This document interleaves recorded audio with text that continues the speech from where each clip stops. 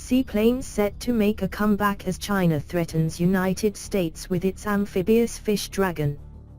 Decades ago, seaplanes proved their might during World War I for surveillance and reconnaissance.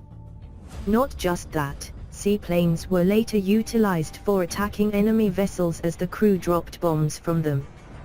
As the world moved away from seaplanes as military artillery, China developed one of the biggest seaplanes, AG600 Fish Dragon. It has 4 powerful WJ6 turboprop engines and is 36.90 meters long and 12 meters high. With a wingspan of 38.80 meters, it can carry 50 passengers at a maximum speed of 500 kilometers per hour.